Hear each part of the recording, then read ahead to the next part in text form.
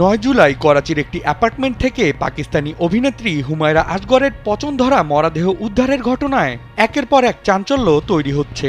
Police জানিয়েছে ৩২ বছর বয়সী এই অভিনেত্রীর মৃত্যু হয়েছে প্রায় ৯ মাস আগেই। এই রহস্যজনক মৃত্যু নিয়ে এবার মুখ খুলেছেন তার বাবা মা, এবং তারা দৃঢ়ভাবে অভিযোগ করেছেন যে তাদের মেয়েকে হত্যা করা হয়েছে।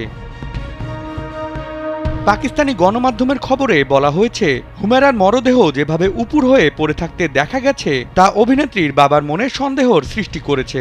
হুমায়রার বাবা ডক্টর আসগর বলেন, মেয়েকে যেভাবে উপুড় হয়ে পড়ে থাকতে দেখা গেছে তা স্বাভাবিক নয়। এর পেছনে এমন কেউ জড়িত যার মনে আল্লাহর ভয় নেই।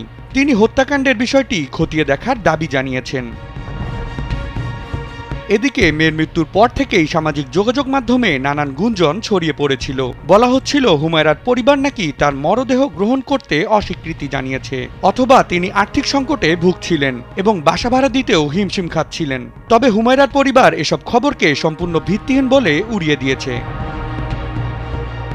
পরিবার জানিয়েছে হুমায়রা ভালো আয় করতেন এবং তার ঘরে অনেক দামি জামা কাপড় পাওয়া গেছে যা তিনি কখনো পরেননি।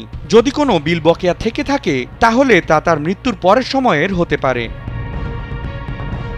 হুমায়রার বাবা জানান, তিনি ভেবেছিলেন হুমায়রা বিদেশে ঘুরতে গেছেন এবং তিনি তার ফিরে আসার অপেক্ষায় ছিলেন। হঠাৎ একদিন টেলিভিশনে মেয়ের মৃত্যুর খবর দেখে তিনি স্তব্ধ হয়ে যান। অভিনেত্রীর পরিবার আরও স্পষ্ট করেছে যে হুমায়রার সঙ্গে তাদের কোনো বিচ্ছেদ হয়নি, বরং তিনি প্রতি মাস কয়েক পর পর বাড়িতে আসতেন এবং পরিবারের সঙ্গে নিয়মিত যোগাযোগ রাখতেন। এই হত্যাকাণ্ডের অভিযোগের পর হুমায়রা আসগরের মৃত্যু রহস্য আরও গভীর হল।